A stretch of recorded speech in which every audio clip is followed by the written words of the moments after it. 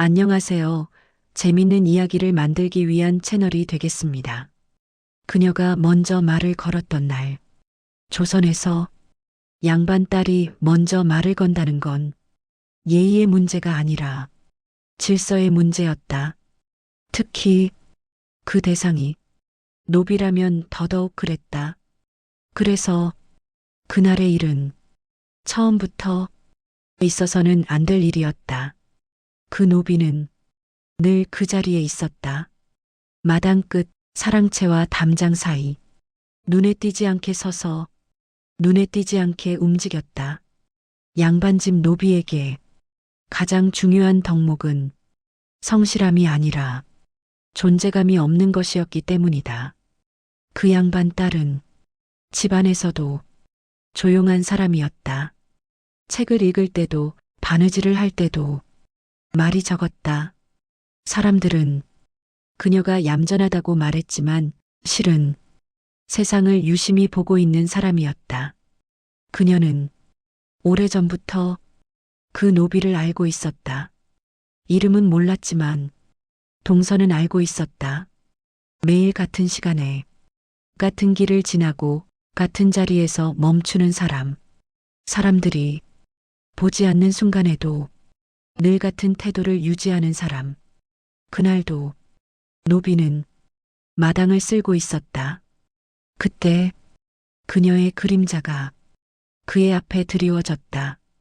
노비는 고개를 들지 않았다. 들 필요가 없었고 들어서는 안 되었기 때문이다. 매일 같은 시간에 이 일을 하시네요. 그 말은 명령도 꾸중도 아니었다. 관찰의 말이었다. 노비는 잠시 망설이다. 짧게 대답했다. 하라는 일이라서요. 그 말은 틀리지 않았다. 하지만 그녀는 그 대답이 전부가 아니라는 걸 느꼈다. 그녀가 노비에게 먼저 다가간 이유는 연민 때문이 아니었다. 잘생김 때문도 특별한 사건 때문도 아니었다. 그녀는 그 노비가 자기 자리를 정확히 알고 있으면서도 스스로를 잃지 않는 사람이라는 걸 알아봤기 때문이다. 그날 이후 그녀는 마당을 더 자주 바라보게 되었고 노비는 그 시선을 느끼게 되었다. 아무 말도 하지 않았지만 그 둘 사이에는 이미 돌이킬 수 없는 선 하나가 그어지고 있었다. 그리고 그 선을 먼저 넘은 사람은 노비가 아니라 양반 딸이었다. 다음 파트에서 그녀가 왜 그 선을 넘을 수밖에 없었는지 조금 더 깊이 들어간다. 그녀는 왜 노비를 사람으로 보기 시작했을까? 양반 딸에게 노비는 어릴 때부터 늘 곁에 있던 존재였다. 밥을 차려주는 손, 마당을 쓸던 등 말없이 문을 여닫던 그림자. 그러나 그들은 늘 배경에 머물렀다. 보지 않아도 되는 존재, 보려 하지 않아도 되는 존재. 그 노비는 달랐다. 눈을 마주치지 않았지만 시선을 피하지도 않았다. 항상 조금 아래를 보되 몸은 곧게 서 있었다. 그 모습이 그녀의 마음에 오래 남았다. 어느 날 그녀는 우연히 노비가 혼자 있는 걸 보게 되었다. 사람이 없다고 해서 움직임이 달라지지 않았다. 마당을 쓸 때도 물동이를 들 때도 같은 속도, 같은 자세였다. 그 순간 그녀는 깨달았다. 이 사람은 감시 때문에 움직이는 게 아니라 자기 기준으로 움직이고 있다는 사실을. 그녀는 그날 이후 노비를 유심히 보기 시작했다. 누군가 지켜보면 작아지는 사람이 있고 아무도 보지 않아도 스스로를 유지하는 사람이 있다. 노비는 후자였다. 양반 딸은 자신의 세계를 떠올렸다. 말 한마디, 웃음 하나에도 늘 평가가 붙는 삶. 얌전하다는 말 뒤에 숨겨진 기대와 감시, 그녀 역시 자기 자리를 벗어날 수 없는 사람이었다. 그 사실이 그 노비와 이상하리만큼 닮아 보였다. 그녀는 처음으로 그 노비를 불쌍한 사람으로 보지 않았다. 대신 갇힌 사람으로 보았다. 자기와 다른 방식으로 같은 벽 안에 있는 사람. 그날 그녀는 노비에게 다시 말을 걸었다. 이 집에서 일한 지 오래되었나요? 그 질문은 이를 묻는 말이 아니라 사람의 시간을 묻는 말이었다. 노비는 잠시 멈칫하다가 대답했다. 태어날 때부터 이 집에 있었습니다. 그녀는 아무 말도 하지 못했다. 그 한마디에 노비의 삶 전체가 담겨 있었기 때문이다. 그 순간 그녀는 확신했다. 이 사람을 그냥 지나칠 수 없다는 것을. 사랑은 그때 시작되지 않았다. 그러나 그녀가 노비를 사람으로 보기 시작한 순간 이야기는 이미 되돌릴 수 없는 방향으로 움직이고 있었다. 다음 파트에서 그녀가 왜 위험을 알면서도 한 걸음 더 다가갔는지, 그녀는 왜 멈추지 않았을까? 양반 딸은 이미 알고 있었다. 이 관계가 어디로 가는지, 끝이 어떻게 될지. 조선에서 노비와 양반 딸의 관계는 설명할 필요도 없는 금기였기 때문이다. 그럼에도 그녀는 멈추지 않았다. 처음에는 그저 말을 더 건네지 않으려 했다. 눈을 피하고 마당을 보지 않고 그가 있을 법한 시간에는 방 안에 머물렀다. 그러나 그럴수록 그 노비의 모습은 머릿속에서 더 또렷해졌다. 피하려 할수록 생각나는 감정은 이미 의지가 아니었다. 그녀는 자신의 삶을 돌아보았다. 양반의 딸로 태어나 배워야 할 말과 지켜야 할 태도를 익히며 이미 정해진 혼인을 당연한 미래로 받아들이는 삶. 그 삶에는 안전은 있었지만 선택은 없었다. 그 노비 역시 선택이 없는 사람이었다. 신분 때문에 태어났다는 이유 하나로 길이 정해진 사람. 그 사실이 그녀를 멈추게 하기보다 오히려 더 다가가게 만들었다. 어느 날 그녀는 우연을 가장해 뒤뜰로 나왔다. 노비는 항상 그랬듯 말없이 일을 하고 있었다. 그 모습이 그녀를 안심시키면서도 더 불안하게 만들었다. 이 사람이 아무 말도 하지 않기에 자신이 먼저 선택해야 한다는 사실을 깨달았기 때문이다. 이 집이 답답하진 않으세요? 그녀의 말은 질문처럼 들렸지만 실은 자기 자신에게 던지는 말이었다. 노비는 잠시 멈췄다가 조용히 말했다. 답답한 걸 모르고 살면 그나마 낫습니다. 그 대답은 체념이 아니었다. 살아남기 위해 스스로를 단련한 사람의 말이었다. 그녀는 그 순간 멈출 수 없다는 걸 확신했다. 이 사람을 이대로 두면 아무도 그의 마음을 묻지 않을 것이라는 걸 알았기 때문이다. 그녀가 노비에게 다가간 이유는 사랑 때문만은 아니었다. 그보다 먼저 이 사람을 세상에서 지워지지 않게 하고 싶다는 마음, 그 마음이 그녀를 움직였다. 그날 이후 그녀는 더 이상 선을 지키는 쪽에 서지 않았다. 선을 넘을 각오를 한 사람은 멈추지 않는다.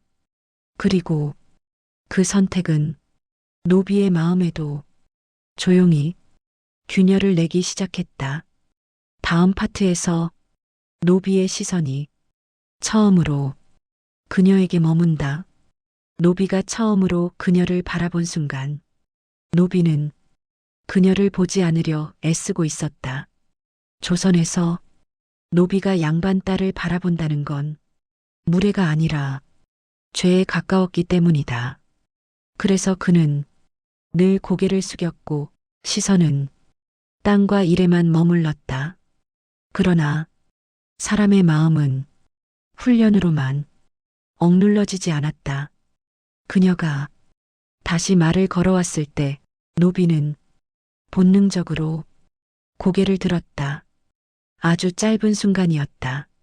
하지만 그 짧은 순간이 그의 삶을 바꾸기에 충분했다. 그녀의 얼굴에는 동정도 호기심도 아닌 기다림이 있었다. 무언가를 요구하지 않고 답을 강요하지 않는 눈빛. 노비는 그 시선을 처음으로 정면에서 받아들였다. 그 순간 노비는 위험을 깨달았다. 이 사람은 자기를 부르지 않았고 명령하지 않았으며 낮추지도 않았다. 그녀는 노비를 사람으로 대하고 있었다. 그 사실이 노비를 가장 두렵게 만들었다. 노비는 자기 마음을 너무 잘 알고 있었다. 사람으로 대우받는 순간 사람은 마음을 갖게 된다. 그리고 마음은 조선에서 노비에게 허락되지 않은 사치였다. 그는 다시 고개를 숙였다. 그러나 이미 늦었다. 한번 바라본 얼굴은 마음에서 사라지지 않았다. 일을 하면서도 밤에 누워서도 그녀의 눈빛이 계속 떠올랐다. 노비는 처음으로 자기 삶을 원망했다. 태어난 신분이 아니라 지금 이 순간 느끼고 있는 마음을 원망했다. 그 마음이 자신을 망칠 수 있다는 걸 너무 잘 알고 있었기 때문이다. 그녀 역시 그 변화를 느끼고 있었다. 노비의 태도는 아주 조금 달라졌지만 그 아주 작은 변화는 서로에게 명확한 신호였다. 이제 이 관계는 한쪽의 선택이 아니라 둘의 선택이 되었다는 것. 그러나 조선에서 둘의 선택은 존재할 수 없었다. 그래서 이 사랑은 시작되는 순간부터 이미 위험해질 수밖에 없었다. 다음 파트에서 이 관계가 처음으로 누군가의 눈에 들어온다. 그들의 시선을 처음 눈치챈 사람. 변화는 아주 사소한 데서 시작됐다. 노비의 발걸음이 조금 느려졌고 양반 딸의 시선이 마당에 조금 더 머물렀다. 둘은 아무 말도 하지 않았지만 함께 숨기고 있다는 사실만으로 이미 다른 공기를 만들고 있었다. 그 공기를 가장 먼저 눈치챈 사람은 집안의 늙은 하인이었다. 오래 산 사람은 말보다 눈의 흐름을 본다. 그는 양반 딸이 뒤뜰로 나오는 시간을 기억했고 그 시간에 노비가 그 자리에 있는 것도 기억했다.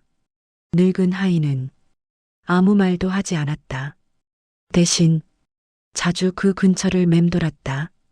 쓸데없는 일을 만들었고 괜히 소리를 냈으며 존재를 드러냈다. 경고였다. 보고 있다. 노비는 그 시선을 느끼고 있었다.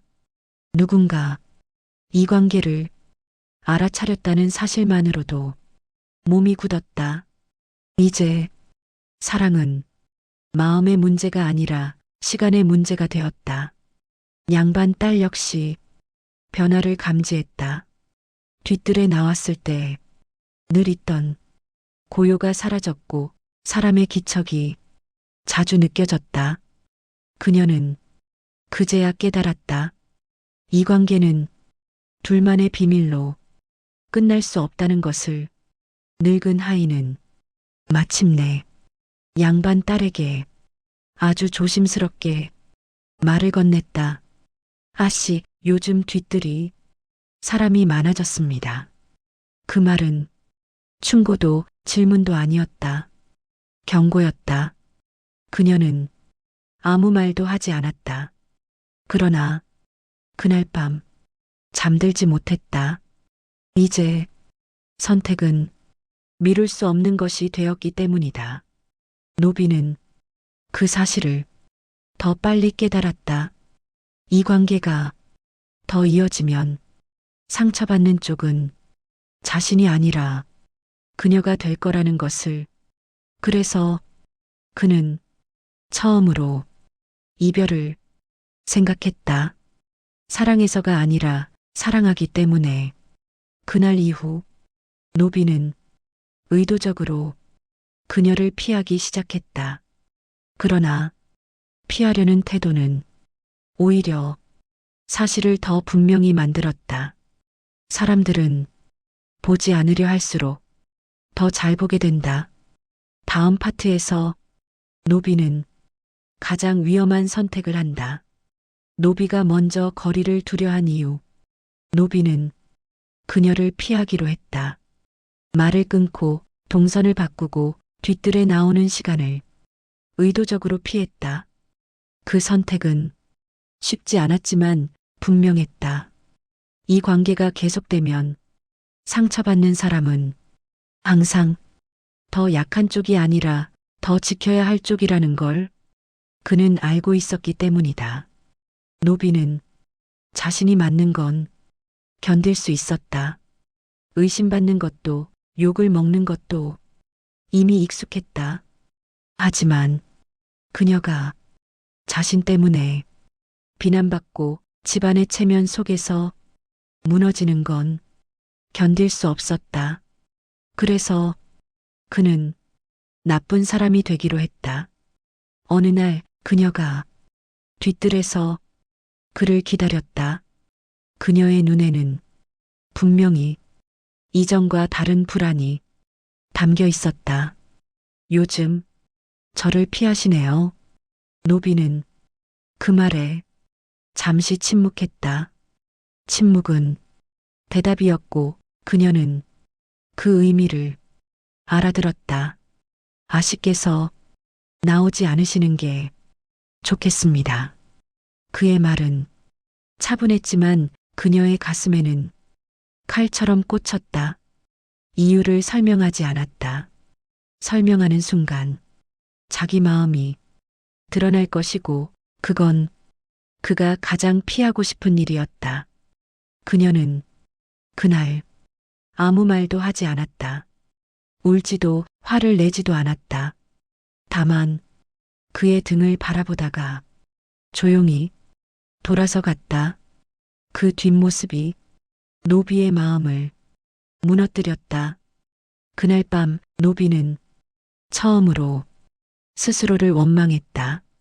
신분이 아니라 사랑을 선택할 수 없었던 자기 자신을. 하지만 그럼에도 그는 다시 같은 선택을 할 거라는 걸 알고 있었다.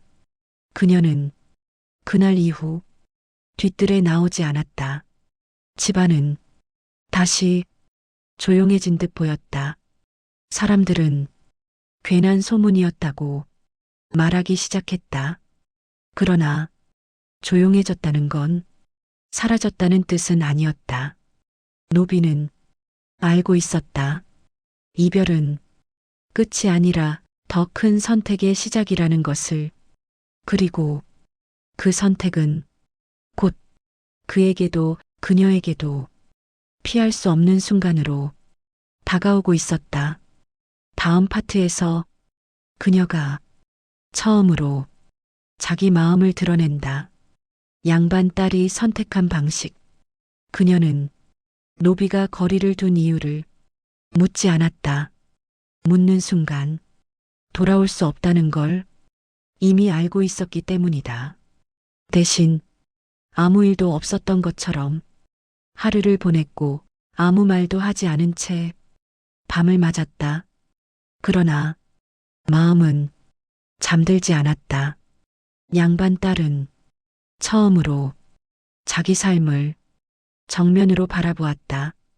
정해진 혼인, 정해진 말투, 정해진 표정. 지금까지는 그 틀 안에서 조용히 살아가는 게 현명하다고 믿어왔다. 하지만 그 노비를 만난 뒤 그 믿음은 흔들리고 있었다. 그녀는 알고 있었다. 노비가 자신을 피한 이유가 미움이 아니라 보호라는 것을. 그 사실이 그녀를 더 움직이게 만들었다. 지켜지기만 하는 사람은 결국 아무것도 선택하지 못한 채 늙어간다는 걸 그녀는 두려워했다. 그날 밤 그녀는 편지 한 장을 썼다. 길지도 화려하지도 않은 글이었다. 다시 만나자는 말은 하지 않겠습니다. 다만 제가 어떤 마음으로 살아가게 되었는지는 알아주셨으면 합니다. 그 편지는 부탁이 아니었다. 선언이었다. 그녀는 그 편지를 늙은 하인에게 맡겼다. 아무 말도 덧붙이지 않았다. 늙은 하인은 편지를 받으며 아무것도 묻지 않았다. 오래 산 사람은 어떤 말이 필요 없는지 알고 있었기 때문이다. 노비는 그 편지를 혼자서 읽었다. 한 글자, 한 문장마다 그녀의 선택이 분명하게 드러나 있었다. 그녀는 그에게 다가오지 않겠다고 말하면서도 자기 마음을 숨기지 않았다. 그 방식은 노비를 더 아프게 만들었다. 노비는 그제야 깨달았다. 이 관계는 자신이 혼자 끝낼 수 있는 게 아니라는 것을. 그리고 그녀는 이미 자기 몫의 위험을 기꺼이 짊어지고 있다는 것을. 그날 이후 노비는 더 이상 도망치지 않았다. 다가가지도 않았지만 피하지도 않았다. 그 선택은 곧 둘에게 가장 가혹한 순간을 불러오게 된다. 다음 파트에서 이 사랑이 마침내 드러난다. 들켜버린 사랑, 그리고 마지막 선택. 사랑은 숨긴다고 해서 사라지지 않았다. 오히려 숨길수록 더 또렷해졌다. 마침내 그 시선은 집안의 가장 깊은 곳까지 도달했다. 그날 양반은 노비를 불렀다. 목소리는 차분했지만 그 안에는 이미 모든 걸 알고 있다는 기색이 담겨 있었다. 뒤뜰에서 무슨 일이 있었느냐? 그 질문은 확인이 아니었다. 판결을 앞둔 질문이었다. 노비는 고개를 숙였다. 변명하지 않았고 부인하지도 않았다. 사랑을 인정하는 순간 자기 목숨이 어떻게 될지 너무 잘 알고 있었기 때문이다. 그러나 침묵은 그의 마지막 선택이었다. 그녀 역시 불려나왔다. 양반 딸은 처음으로 아버지 앞에서 고개를 들었다. 그 눈에는 두려움도 있었지만 후회는 없었다. 그녀는 말했다. 제가 선택했습니다. 그 말 한마디에 집안은 얼어붙었다. 양반은 노비를 바라보다가 그녀를 바라보았다. 그리고 아주 오래 말이 없었다. 그 침묵 속에는 분노보다 체면과 계산이 더 많이 담겨 있었다. 이 사건을 어떻게 처리하느냐에 따라 집안의 명예가 결정될 상황이었기 때문이다. 결국 선택은 조용히 내려졌다. 노비는 다른 고을로 보내졌다. 죽음도 형벌도 아니었다. 그러나 다시는 그 집으로 돌아올 수 없는 영원한 거리였다. 그녀는 그날 이후 말수가 줄었다. 혼인은 예정대로 진행되었고 사람들은 아무 일도 없었다고 말했다. 그러나 그녀는 알고 있었다. 자신의 마음이 어디에서 멈춰버렸는지를. 노비는 다른 고을에서도 같은 일을 했다. 땅을 쓸고 물을 나르고 고개를 숙였다. 그러나 한 가지는 달라져 있었다. 그는 자기 마음을 부정하지 않았다. 사랑이 허락되지 않았다고 해서 존재하지 않았던 건 아니기 때문이다. 이 이야기는 해피엔딩이 아니다. 그러나 완전히 비극도 아니다. 조선에서 허락되지 않았던 사랑이 그럼에도 사람의 마음을 움직였다는 사실만으로 이 야담은 끝까지 남을 자격이 있다. 그래서 이 사랑은 기록되지 않았지만 사라지지도 않았다. 조용히 사람들의 마음 속에 오래 남았을 뿐이다. 드러난다.